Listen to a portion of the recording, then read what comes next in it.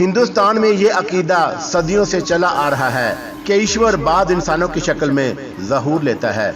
उसी अकीदे के मुताबिक श्री रामचंद्र, श्री कृष्ण और महात्मा बुद्ध को ईश्वर के अवतार समझा जाता है। हिंदुस्तान में मजहबी पेशवाओं को ईश्वर के अवतार समझकर उनकी मूर्तियों को भगवान के रूप में पूजा भी गया। दुनिया भर में सबसे ज्यादा मूर्तियां महात्मा बुद्ध की बनाई गईं और श्री रामचंद्र और श्री कृष्ण से ज्यादा उनकी प्रस्तुत की गई, क्योंकि बुद्ध धर्म हिंदुस्तान से निकलकर पूरे मशरिक़ बैद में फैल गया था। महात्मा बुद्ध देवताओं के कायल न थे, खुदा को एक मानते और निजात आखिरवी पर यकीन रखते थे।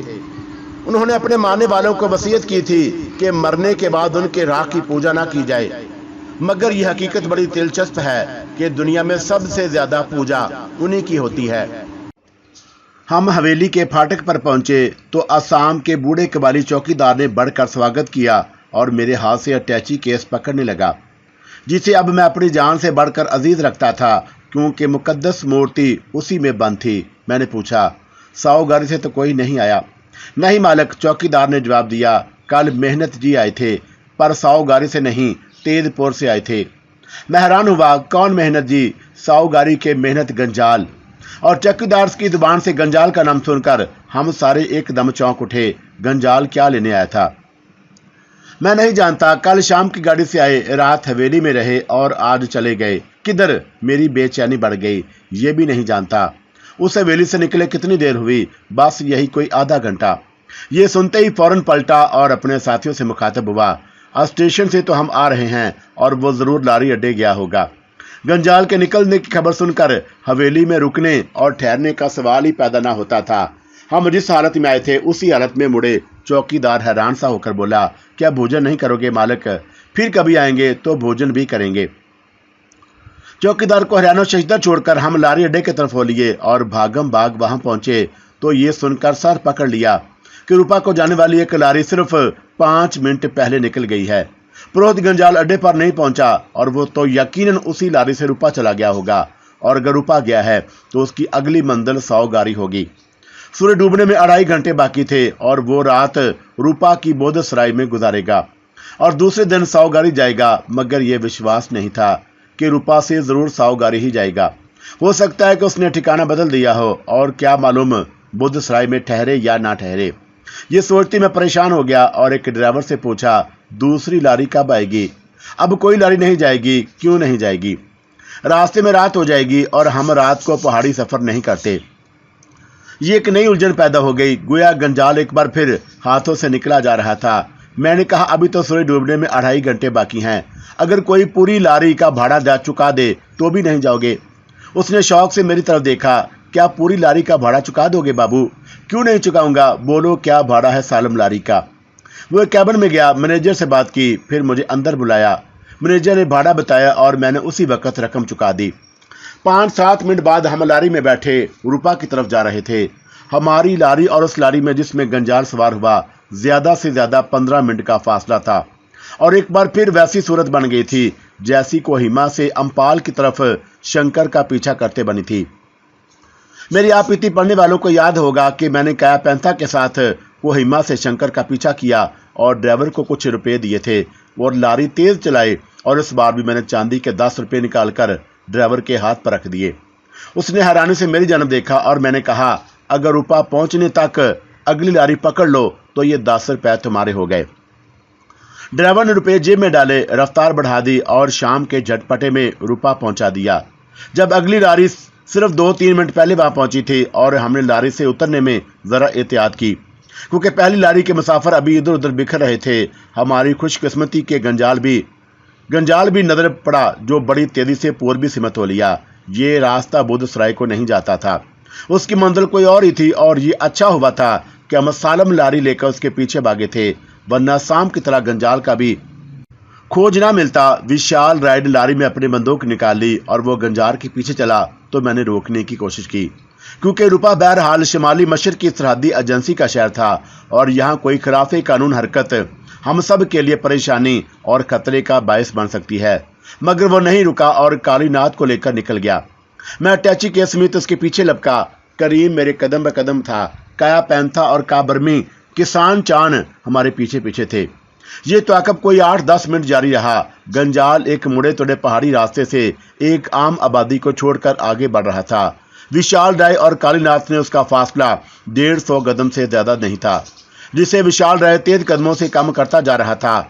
जो ही वो शाम के पहाड़ी अंधेरे में एक घुमाव पर पहुंचा, विशाल राय ने तकरीबन भागते हुए एक जगह शर्त बांधी और सिर्फ 60-70 कदम के फासले से फायर करना चाहा, मगर गंजाल ने भागते कदमों की आवाज सुन ली। उसने रुककर पलट कर देखा तो आंखें किसी बिल्ली की तरह चमकने लगी। फिर हाथ लहराकर खड़ा हो गया और ना जाने क्या कहा, क्योंकि दूरी की वजह से उसकी आवाज न सुन सका। मगर यह देखकर कि एक लम्हे के लिए उन्हीं पैरों पर रुक गया कि गंजाल के मखसूस इशारे के साथ ही बंदूक विशाल के हाथ से और कुल्हाड़ी कालीनाथ की गिरफ्त से छूट कर गिरी। किसी पुरअसरार झटके से विशाल घुटनों के बल नीचे आ रहा और कालीनाथ ढलान पर लटकता चला गया। मैं और करीम भागे उस असना में। गंजाल घुमाव काटकर गायब हो गया था। मैंने विशाल राय को और करीम ने ढलान उतरकर कालीनाथ को संभाला। उसे चोटें आ गई थी, मगर विशाल का सिर्फ सर चकरा था। बंदूक हाथ से छूटी थी। सर को झटक कर बोला, जी मेरे को क्या हो गया कैशे बाबू, अपने तो हाथ ही नहीं चलता। विशाल जी, मैंने तुम्हें रोका था कि गंजाल के पीछे भागो नहीं। मैं तो उसकी टांग पर गोली मारने वाला था कि वह भागे नहीं, मगर मेरे को क्या मालूम था पलट कर मंत्र फूंक देगा। शाम के अंधेरे में 60-70 कदम के फासले से गंजाल ने अपने पुरअसरार शक्ति का जो मुजाहरा किया, वो बिलाशुबा बड़ा हैरत अंगेज था। और अब ये बात बिल्कुल खुल गई थी कि कि कोई आम आदमी उसका कुछ बिगाड़ नहीं सकता। वो मिस्मरिज्म और हिप्नोटिज्म का मास्टर था, जिसकी ताकत उसने गुफा में लगातार तपस्या करके बहुत बढ़ा ली थी और उसको धर्म, काया और ज्ञान की शक्ति करार देता था। इस असरा में काया पैंथा और चांद भी पहुंच गए और दोनों इस बात पर हैरान परेशान थे कि गंजाल एक बार फिर अपने अंदर जाल बिछाकर निकल गया। गंजाल बेशक निकल गया था, मगर सांप का सुराग पाकर उसे छोड़ देना अक्लमंदी ना थी। मुझे चक्रवर्ती चाचा की वो बातें जो उन्होंने रंगामती में एक रात मेरे सपने में आकर की थी और अपने रूहानी गुरु सूफी अब्दुल जब्बार की हदायतें याद आईं कि आदमी को अपनी ज़ात पर विश्वास हो, जिसे सूफिया की ज़बान में खुद आगही यानी अपनी पहचान कहते हैं, और कुव्वत इरादी पर भी भरोसा हो तो कोई सिफली ताकत उसे मगलूब नहीं कर सकती। उसी कुव्वत इरादी के सहारे मैंने खुद गंजाल के पीछे जाने की ठान ली। अपने टेची के से भगवान की मूर्ति निकालकर एक थैले में डाली और थैला कंधे पर लटका लिया, क्योंकि उस मुकद्दस और नायाब मूर्ति की हिफाजत भी मैं ही कर सकता था। और अपने साथियों से कहा, तुम लोग बूदसराय में जाओ और वहां मेरी वापसी का इंतजार करो, मैं खुद गंजाल को देखूंगा। वो सब मेरे फैसले पर शहीद रह गए थे, मगर उसके सिवा अब कोई चारा नहीं था कि खुद सांप के बल में उतरूं। गंजाल पर वार करने का दूसरा तजर्बा बड़ा महंगा पड़ा और अब विशाल राय भी उसके पुरअसरार ताकत से खौफजदा मालूम होता था। उन्हें सामान समेत बूदसराय की तरफ भेजकर मैंने सिर्फ करीम को साथ लिया और अंधेरे में उस पहाड़ी घुमाव पर हो लिया जिधर गंजाल गायब हुआ था। रूपा में उसने कोई नया ठिकाना ढूंढा था और यह भी मुमकिन था कि रूपा में कहीं रुके या ठहरे ही नहीं और किसी करीबी बस्ती या रबड़ के जंगलों में गायब हो जाए। अब तो हमारा ताकब का खौफ भी दामनगीर होगा, मगर उस लिए खौफ का लफ्ज़ गालबन दुरुस्त नहीं हो सकता, क्योंकि वह मेरे साथियों की कुल्हाड़ी और बंदूक से ज़रा भी खौफजदा नहीं था। अरबाज तो उसकी हालत एक ऐसे सांप की थी जो अपना ठिकाना छोड़कर कोई नया बिल ढूंढ रहा हो। मैं करीम के साथ अंधेरे में होले होले उस ढलान की तरफ उतरने लगा जहाँ छतरीदार दरख्तों के दरमियान पहाड़ी तर्ज के मखसूस मकानात नजर आए थे। अंधेरा बढ़ गया था और उन मकानों के अंदर टमटमाती एक आध रोशनी ही हमारी रहनुमाई कर रही थी। नशीबी रास्ते पर चलना जरा मुश्किल होता है। फिर अंधेरा हम दोनों संभल कर चलते रहे। ये रास्ता जहाँ तक जाता है हमें उसी पर चलना और ये देखना था कि कहाँ ख़त्म होता या किधर को निकलता है। गंजाल उसी रास्ते पर गया था। हो सकता है कि उसने रूपा से किसी डेरे या जंगल का रुख किया हो और ये रास्ता हमें उसी तरफ ले जाए।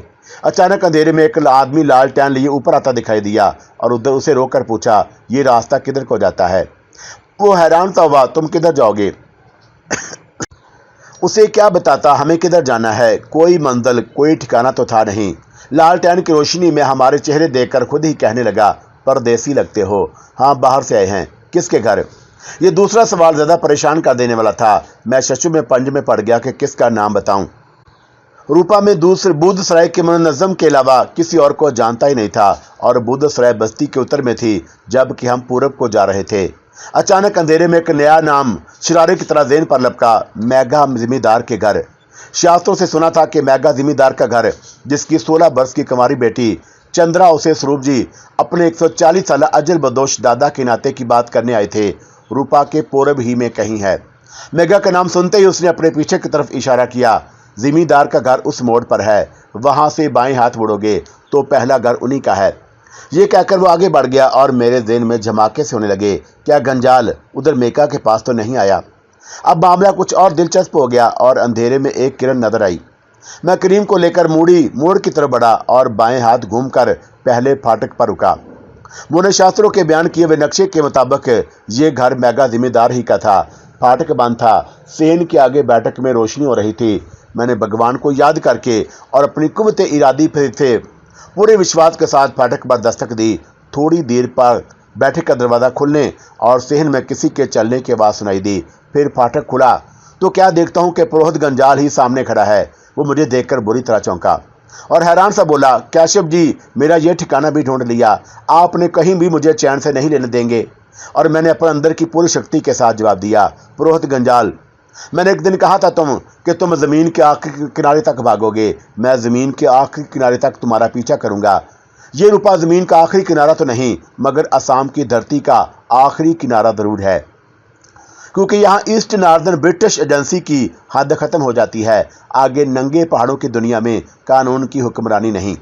आपने ठीक कहा, और इन पहाड़ों से आगे अंग्रेज का कानून नहीं चलता, किसी और का कानून चलता है। साथ ही उसने अपनी आंखों की ताकत से जो अंधेरे में चिराग दश्त की तरह चमकने लगी थी, घूर कर देखा। यूं लगा कि उनकी आंखों ने पूरी इसरार शक्ति से मुझे पसपा कर देना चाहता हो, मगर 2-3 के मिनट के अंदर ही झटका खाकर पीछे हटा और खुद पिसपा हो गया। चेहरे पर मुद्दनी सी छा गई, होंठ थरथराए, बड़े शक्तिमान हैं आप, यही शक्ति तुम्हारा पीछा कर रही है। और इस बर्ताव का यकलख्त बदल गया और अपनायत के लहजे में बोला, आप पीछा करना कोई और बात है, ये ज्ञान से ज्ञान का टकराव होगा। मैं आपका स्वागत करूंगा, आप मेरी बात सुनेंगे, मगर ये बता दूं कि आपने जिन लोगों को मेरे पीछे लगा रखा है वो मेरा कुछ नहीं बिगाड़ सकते। मैं जानता हूं वो तुम्हारा कुछ नहीं बिगाड़ सकेंगे, फिर उन्हें क्यों बीच में ले आए? झगड़ा तो मेरा और आपका है, तुम उनके दोषी हो। इस बात का न्याय नहीं हो सकता कि कौन किसका दोषी है। पुरोहित गंजाल, मैं यही न्याय करने निकला हूं और सावगारी के समय तक नहीं लौटूंगा जब तक ये न्याय नहीं हो जाएगा। मेरी आवाज़ की चमक ने से कुछ और परेशान कर दिया। घबरा कर बोला, कैसे होगा? क्या ये सारी बातें यहाँ खड़े खड़े पूछोगे? मैंने उसकी तरफ हाथ लहराया। तुम्ही ने कहा था कि तुम स्वागत करोगे, मैं तुम्हारी बातें सुनूंगा। मैं खुद गंजाल से कुछ बातें करना चाहता था और उसके चेहरे पर हैरत सी छा गई। क्या आप जानती हैं ये किसका घर है? ये मेघा जिम्मेदार का घर है और उसी परिवार की लड़की सुनमरी। ये सुनकर गंजाल ने मेरी बात काट दी। अगर आप ये सब कुछ जानते हैं तो मैं आज आपका स्वागत करता हूँ, अंदर आइए। और फाटक बंद करके वो हमारे आगे आगे चला और मैं उससे और वो मुझसे खौफजदा नहीं था। बैठक में बैठते ही उसने बताया कि मेघा घर में नहीं है, आने वाला है। जब फाटक पर दस्तक हुई तो यही समझा कि मेघा आ गया है। जब भी खुद दरवाज़ा खोलने आया, मगर मुझे देखकर दंग रह गया और मैं उससे कुछ और बातें करना चाहता था। पुरोहित गंजाल, क्या तुम पिछले दिनों पटना या गया नहीं गए? थोड़े दिनों को जाऊंगा। पुरानी पाली भाषा पढ़ सकते हो? वो टुकर टुकर मुझे देखने लगा। पढ़ सकता हूँ, सागर जाओ ने सिखाई थी पाली भाषा। मैंने महापुरुष सारीगान की चरमी तहरीर जो सोने की डिबिया से बरामद हुई थी अपने बाजू से खोलकर उसकी तरफ बढ़ाई। फिर सारगलियान की ये लुखनत भी तुम्हें पढ़ोगे, जिसको पाने के लिए तुमने काया पैंथा को 5 बरस तय खाने की काल कोठरी में बंद रखा। वो भोंचका सा रह गया और मेरे हाथ से चरमी तहरीर भी नहीं पकड़ी, जैसे उससे डरता हो। कैशव जी, मैं इस लिखत को पढ़ने के लिए नहीं, जला देने के लिए खोज रहा था, क्योंकि इसमें जो भेद लिखा है वह संसार में किसी को नहीं जानना चाहिए। भगवान की मूर्ति का भेद है ना? हाँ, ये लिखत उसी जीवन भेद की कुंजी है। तो ये कुंजी पकड़ो और मूर्ति के भेद का ताला खोल दो। मैं ये भेद जानना चाहता हूँ। गंजाल का चेहरा तारीक हो गया। मैं समझता हूँ सुंदरमती के नाते स्वरूप जी के बाद आप ही सावगारी के वारस होंगे, मगर विनती करता हूँ मूर्ति का भेद जानने की जिद ना करें, क्योंकि ये भेद आपके सामने सिर्फ मौत के बिस्तर पर खोला जाएगा, जब स्वरूप जी पर प्राण त्याग कर रहे होंगे। गंजाल साव परिवार के भेदों में शरीक था। उसने वही कहा जो स्वरूप जी कह चुके थे। फिर एक पल ठहर कर वो बात कही जो सागर साहू जी ने कही थी, मूर्ति खोजे बगैर ये भेद जानना अच्छा नहीं होगा। मैंने सारगलियान की चरमी तहरीर उसकी तरफ उछाल दी पुरोहित गंजाल, मेरे लिए ये लिखत पढ़ो, क्योंकि मैंने भगवान की मूर्ति खोज ली है। ये सुनते ही गंजाल कुर्सी से उछला, ना सिर्फ उछला बल्कि खड़ा हो गया और हैरत पाश नजरों से मुझे देखने लगा। तो मूर्ति के मिल जाने की खबर उसके लिए अचंभे से कम न थी और मैंने थैले से 100 परिवार की वह तकदीर निकाल कर दिखाई। तो गंजाल ने मुकद्दस मूर्ति की खास इलामात को चश्मे तहयर से देखा, फिर एकदम मेरे कदमों में ढेर हो गया। मैं हैरान था कि वही गंजाल जो चंद घड़ियां पहले अपनी आंखों की पुर इसरार शक्ति से मुझे पिस्पा करना चाहता था, मूर्ति देखते ही किसी तरह मेरे चरणों में गिर पड़ा। वो पल दो पल इसी तरह पड़ा रहा और फिर उसने घुटनों के बल बैठकर मेरे सामने हाथ जोड़ दिए और कहने लगा, कैशव जी, अपनी तपस्या के दिनों में सिर्फ इतना समझ पाया था कि मूर्ति को जिसे 100 परिवार के लोग पीढ़ी दर पीढ़ी ढूंढते हुए मर गए, सिर्फ वही महापुरुष ढूंढ सकेगा जो देवता समान होगा, भगवान का रूप होगा। और मैंने आपका एक रूप सावगारी में देखा जब स्वरूप जी अंतकाल से लौट आए, दूसरा रूप उस समय देखा जब आप मेरी गुफा में पहुंच गए, और तीसरा रूप आज देख रहा हूं जब आप भगवान की मूर्ति ढूंढ लाए। आप सचमुच भगवान का रूप हैं, देवता हैं, और आपकी शरण में आना चाहता हूं। उसकी बातों ने मुझे हैरान कर दिया। अगर मेरा तुम्हारा झगड़ा है और जब तक उस झगड़े का न्याय नहीं होता, मैं तुम्हें अपना शरण में नहीं ले सकता। वो गड़गड़ाया, आप मेरा आपका झगड़ा नहीं है प्रभु, मुझे प्रभु नहीं वही कैशव जी कहो जो पहले कहते थे, और उठकर कुर्सी पर बैठ जाओ। मैं तुमसे कुछ बातें पूछना चाहता हूं, मगर हर बात का जवाब ठीक होना चाहिए। ठीक होगा कैशव जी, और उठकर कुर्सी पर बैठ गया। और वह मेरे हर हुक्म की तामील कर रहा था, जिस पर करीम भी हैरान रह गया। और मैं जान गया कि यह सब मुकद्दस मूर्ति का इजाद है, जिसे मैंने फिर थैले में रख लिया और पूछा, पुरोहित गंजाल, तुमने उस समय झगड़ा किया था जब जल पिन्ना मुझसे प्रेम करने लगी थी। इसलिए तो झगड़ा किया था कि जल पिन्ना को प्रेम नहीं करना चाहिए, वो भगवान की नर्तकी है और सावगारी की जरूरत के लिए उसे कुंवारी रहना चाहिए था। गंजाल खुद ही इस मौजू पर आ गया जिस पर मैं उसे लाना चाहता था। कुंवारी और ग्रहण दादा नर्तकी के चक्कर ही ने मुझे अक्सर परेशान रखा और उसी के बारे में पूछना चाहता हूँ। सिर्फ कुंवारी और ग्रहण दादा नर्तकी ही सावगारी की जरूरत क्यों? ये सब कुछ बुढ़े के लिए हो रहा था कैशव जी, जिसे मौत पीछे छोड़कर आगे निकल गई। मैं बुरी तरह चौंका। क्या मतलब है तुम्हारा? गंजाल ने बताया, बुढ़े ने पढ़ा था कि अगर वो किसी ग्रहण रात से लेकर उस रात तक जब चांद पूरी तरह घट जाए और चांद की 28वीं या 29वीं रात होगी, किसी ग्रहण दादा नर्तकी के बिस्तर पर जाए तो सोम देवता उसे लड़की के बिस्तर से छीन कर ले जाएगा और वो चांद घटने की रात तभी मौत मरेगा। ये एक हैरतअंगेज इंकशाफ था जिसने मुझे परेशान कर दिया। क्या तुम भी इस बात पर विश्वास रखते हो? लिखी हुई बात है कैशव जी। कहाँ लिखी है ये बात? एक प्रेम ग्रंथ से बहुत पुराना, जो आज भी बुढ़े के कमरे में रखा है। मैंने पढ़ा है, आपको भी दिखाऊंगा, मगर वो एक हिंदू ग्रंथ है। मैं हैरत से उसकी तरफ देखने लगा और कुछ सोचकर कहने लगा कि हनायान बुद्ध पुराने हिंदू ग्रंथों, शास्त्रों और पुराणों को मानते हैं, कई नहीं मानते। ये अपने अपने एतकाद और विश्वास की बात है, मगर बुढ़ा प्रेम ग्रंथ पर विश्वास रखता है। क्या वो ग्रंथ विश्वास के लायक है? क्यों नहीं, गंजाल कहने लगा। प्रेम ग्रंथ की बात 2 पुराने ग्रंथों से ली गई है। मसीह से 57 वर्ष पहले चीन के बड़े राजा विक्रमदेता के भाई भर्तृहरि ने 3 शक्तों का एक ग्रंथ लिखा था। पहला शरण काष्टक जो मर्द नारी के प्रेम पर है, दूसरा नीति शतक जो मिलनसारी के बारे में है, तीसरा वीराग शतक जिसमें भक्ति और योग की रचना है। हर शत के 100 श्लोक हैं। अगर हर श्लोक के पहले पिछड़ को अलग कर लिया जाए तो एक अजीब सी लिखत बनती है। भर्तृहरि के 400 वर्ष बाद संगलदीप के राजा बुद्धदास ने अपने वेदक ग्रंथ सार्थक्या सिंगर में न मरने वाले बुढ़ों के बारे में वेदक विद्या से हटकर जीव आत्मा छोड़ने का एक और गुर भी लिखा है। और प्रेम ग्रंथ में इन्हीं 2 ग्रंथों से निकालकर वो बात लिखी है जो अब मैं आपको बता चुका हूँ। यानी बुढ़ा चांद ग्रहण की बाद की बातें की रातें किसी ग्रहण दादा लड़की नर्तकी के साथ बिस्तर पर करे तो चांद की 28वीं या 29वीं रात को जब चांद नहीं निकलेगा, आपसे आप मर जाएगा। हाँ, यही लिखा है। मैं एक अजीबोगरीब बात सुन रहा था, मगर कुंवारी नर्तकी एक अजल बदोश बुढ़े के साथ यह संबंध खवा कुछ रातों का ही सही कैसे मान सकती है? बुढ़े का शरीर तो मर चुका, पर शरीर की भूख नहीं मरी। गंजाल ने एक और इंकशाफ किया। फिर वो भी कुंवारी चांद की 28वीं या 19वीं रात को आकाश पर पहुंच जाएगी। सोम देवता बुढ़े को परलोक में अंदर देवता नर्तकी को अपने स्वर्ग में ले जाएगा और वो अप्सरा बनकर उस स्वर्ग में अंदर के साथ सदा अंध मंगल मनाएगी। और उस बात में किसी भी नर्तकी के लिए इतना रचाव और खंचाव है कि वो गिनती की कुछ रातों के बदले अंदर की अप्सरा बनना और उसके साथ स्वर्ग में सदा अंध मंगल मनाना मान लेगी। गंजाल की हर बात हैरान कर देने वाली थी। मैंने पूछा, धरती की कोई लड़की अंदर देवता की अप्सरा कैसे बन सकती है?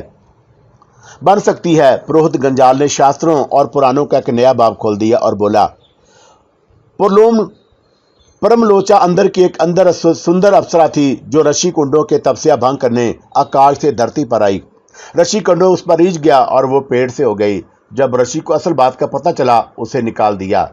वहां से निकलते समय परम पूजा के पेड़ से कुछ बूंदें गिरी जो उसने दरख्त के पत्तों पर गिरा दी और बूंदों से मार्शा नाम की अप्सरा का जन्म हुआ। फिर पुराणों में एक सुंदर अप्सरा दोषी के प्रेम कथा भी लिखी है जो धरती पर राजा पर दर्द की जो रुथी और अंत को अंदर देवताओं से आकाश के स्वर्ग में बुला लिया। अरुचि और पुरूर के प्रेम का तो कोई कालिदास ने एक नाटक भी लिखा था। और अप्सरा के पेड़ के परवर का एक बच्चा भी हो तो कैशव जी, जब अंदर देवता की अप्सराएं धरती पर आ सकती हैं तो धरती की कोई अंदर सुंदर लड़की अंदर के स्वर्ग की अप्सरा क्यों नहीं बन सकती? मेरे पास इस सवाल का कोई जवाब नहीं था, क्योंकि ना मैं देवताओं को मानता हूँ, ना हिंदू पुराणों और शास्त्रों के खिलाफी अकल कहानियों को दुरुस्त समझता हूँ। मगर बुढ़ा सागर साहू जी और पुरोहित गंजाल और शायद स्वरूप जी भी इन बातों को मानते थे। हिंदुओं की तरह बहुत से हनायान बल्कि कई महायान बुद्ध भी देवी देवताओं और अप्सराओं पर एतकाद और विश्वास रखते हैं। और मैं किसी से मजहबी एतकाद या धार्मिक विश्वास पर बहस नहीं करता या दखल नहीं देना चाहता। सावगारी में ग्रहण ज़दा कमारी नर्तकियों का नाटक इसलिए खेला जाता था कि बूढ़ा किसी तरह प्राण त्याग दे। और मुझे हैरतज़दा देखकर गंजाल कहने लगा, अब तो बूढ़े को प्राण त्यागने के लिए किसी कंवारी नर्तकी की जरूरत नहीं, क्योंकि मूर्ति को पा लेने के बाद वो आप ही आप मर जाएगा। ये बात मैं बूढ़े सागर साहू जी की जुबान से भी सुन चुका था और उसकी मौत मूर्ति में बंद है। मगर हैरान था कि मूर्ति मिल जाने से वो मर कैसे जाएगा। यही सवाल मैंने गंजाल से किया।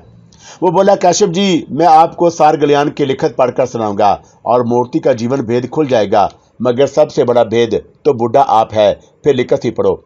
मैं मूर्ति का भेद जानने के साथ साहूगारी के गहरे इसरार से भी पर्दा उठाना चाहता था। पुरोहित गंजाल रुक रुक कर पाली भाषा पढ़ने और साथ साथ उसका तर्जमा भी करने लगा। जो कुछ उसने पढ़ा और जो कुछ मैंने सुना वो हैरान कर देने वाला था। उसे अपनी जुबान में यहाँ तहरीर करता हूँ। यूं थी सार गलियान की लिखत। मैं सिंह का दास और शाकिया मणि गौतम बुद्ध का प्रेमी सार गलियान उनकी मूर्ति के बारे में एक भेद की बात बताता हूँ। उस मूर्ति के अंदर एक जीवन भेद बंद है जो तथागत ने बलिशाली की अम्पपाली के लिए छोड़ा था, क्योंकि वो अपनी उम्र बढ़ाकर और देर तक जी कर ये देखना चाहती थी कि क्या पिंड जो उसे वैश्या कहते और आप धर्मात्मा बनते हैं, मरने के बाद किसी ऋषि मणि की जून पाते हैं या अपने बुरे कर्मों का फल भोगने के लिए पिशु और सांप बिच्छू बन जाते हैं। अंध जीवन भेद ले अब अम्पाली के बाग में आया, मगर उसे ना मिल सका। और क्योंकि अम्पाली को सांप ने डस लिया था और इस तरह वो जीवन भेद जू का दू मूर्ति में बंद रह गया। मरने से पहले आनंद ने मूर्ति सिंह के बड़े अरहत के स्पुर्द कर दी और ये भी बता दिया कि इसके अंदर भगवान बुद्ध के सर की पोथर राख महफूज है। जो कोई ये दूरती राख नमक के साथ खाएगा मोरजाना तौर पर जिएगा और उस समय तक नहीं मरेगा जब तक यही दौड़ती राख शुबत के साथ नहीं खाएगा। मुकद्दस राख दूसरी बार खाकर ही जीवन की कैद से छुटकारा पा सकेगा। यही उस राख का एजाज और यही जीवन भेद है। मैंने महाराजा से कह मूर्ति मर्ग दाव के बड़े मुठ में रखवा दी ताकि उसकी देखभाल हो सके और वह किसी गलत हाथ में न पड़ जाए। और इस राख में कानून कुदरत से हटकर एक अनोखी बात है जिसे ईश्वर के महान अवतार शाक्य मणि बुद्ध का रूहानी चमत्कार समझना चाहिए। इसलिए कोई आदमी उसका गलत इस्तेमाल ना करे। ये पोत्र और मोरजाना राख किसी बड़े आदर्श के लिए खाई जा सकती है। जो कोई ये राख इस्तेमाल करेगा एक गैर तभी जीवन पाएगा। अगर उस गैर तभी जीवन में वो गैर तभी मौत मार गया, यानी उसने जीवा हत्या कर ली या किसी दूसरे के हाथ से मारा गया और किसी हत्यारे से कत्ल कर दिया गया, तो सीधा नरक में जाएगा और सदा दुख और अजाब भोगेगा।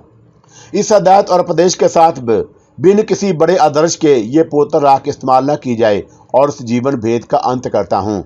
सार गलियान पाटलिपुत्र। जो पुरोहित गंजाल तहरीर पढ़ता जाता था, जिसम में एक अजीब सी सनसनाहट दौड़ती जाती थी। बुढ़ा सागर साहु जी का गैर तभी बढ़ापा एक अजीब सी शक्ल में ढलकर मेरे ख्यालात में तड़पने लगा और मैं उस तस्वर के उसके सस सस फफ फफ सुन रहा था कि मुझे मेरी मौत ला दो, और गैर तभी मौत के लिए ना मरना चाहता था कि मुकद्दस राख खाकर गैर तभी जीवन गुजार रहा था। अब मुझ पर इंकशाफ हुआ कि बुढ़ा मरता क्यों नहीं और किस लिए जीने का अजाब भोग रहा है।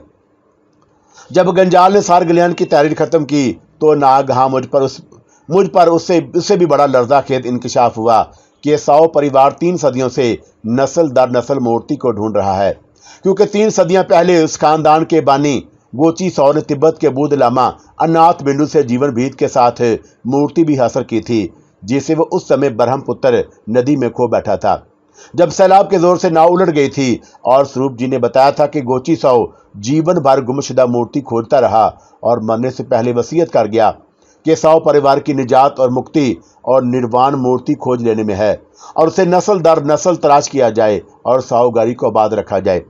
लेकिन गोची साओ दरअसल मरा ना था, बल्कि 3 सदियों से आज भी सागर साहु जी के नाम से जी रहा और गैर तभी जीवन का अजाब भुगत रहा था। उस लर्जा खेद संसी खेद इंकशाफ के साथ ही मारे हैरत के उछल कर खड़ा हो गया, क्योंकि यही वो इंसान था जो अपने जन्म पर वावीला करता और कहता था, काश मैं अपनी माँ की गुर्ब में मर गया होता, या मेरी माँ बांझ होती और मुझे जन्म ना देती और अपनी छाती का दूध ना पिलाती, ताकि मैं जीवन का ये दर्दनाक और लानती अजाब भोगने के लिए बड़ा ना होता। अब मैं तस्वर की आंख से सागर साहु जी को शिनाख्त कर रहा था, क्योंकि वही गोची साहु था जो दूसरी बार मुकद्दस राख खाए बगैर मर ना सकता था, और मुझे मुकद्दस मूर्ति खोजने का काम इसलिए सौंपा गया था कि मैं गोची साहु को जीवन की कैद से छुड़ा सकूं, जो 3 सदियों से जी रहा था और जिसकी आंखों के सामने उसके बेटे पोते पड़पोते नगड़ पोते नस्ल दर नस्ल मलते रहे और उनकी आर्थियां साओगारी के शमशान में जलती रहीं, मगर गोची साहु मर न सका, उसकी आर्थी ना जली। यह जीवन का कितना होलनाक, कितना लर्ज़ाखेज अजाब था, किसी पापी की कितनी बड़ी सजा थी कि साओ परिवार की नस्लें और पीढ़ियां उसकी आंखों के सामने खत्म होती चली गईं, मगर खुद वो जीवन का अजाब भोगता और तड़पता रहा। और गोची साहु का पाप भी इतना ही बड़ा था जितनी बड़ी उसे सजा दी गई। 3 सदियां पहले एक मजलूम कनवारी कन्या समरी और जिसके शरीर पर चांद ग्रहण का निशान था, उसकी जिनसी वहशत का शिकार होते होते मर गई और मरते समय उसने शराप दिया था कि उसकी आत्मा गोची साहु का पीछा करती रहेगी। मैं लरस सा गया। मेरे उठते ही पुरोहित गंजाल भी खड़ा हो गया और मैं अपने जिस्म के अंदर एक जलजला लिए आगे बढ़ा और उसके कंधों पर हाथ रख दिए और उसे झंझोड़ कर पूछा, क्या बुढ़ा ही गोची साहु है? मुझे उसका सवाल का जवाब मिल चुका था और फिर भी मैं गंजाल की जुबान से सुनना चाहता था और उसने मेरे ख्याल की तस्दीक कर दी। हाँ, मगर साहु परिवार के हर नए वारस को ये बेद सिर्फ मौत के बिस्तर पर बताया जाता और ताकीद की जाती है कि बूढ़े की देखभाल करे और उसे जीवन के अजाब से छुड़ाने के लिए मूर्ति की तलाश जारी रखे। अब ये मामा भी समझ में आ गया कि महजब दुनिया से कोसों दूर एक पहाड़ी वीराने में साओगारी की इमारत को पुष्ट दर पुष्ट आबाद रखने में क्या हिकमत है। गोची साहु के गैर तभी जीवन की देखभाल एक वीराने में ही हो सकती थी। फिर मैं कुर्सी पर गिर सा गया और साओगारी के तमाम इसरार मुझ पर खुल गए और अब वो अजीबोगरीब वाकयात जो साओ परिवार पर 3 सदियों तक अजाब बनकर टूटते रहे और जिन्हें गोची साहु को जीवन की सलाखों में जकड़ दिया था, नरक के किसी अफरत की तरह मेरे जहन में नाचने लगे।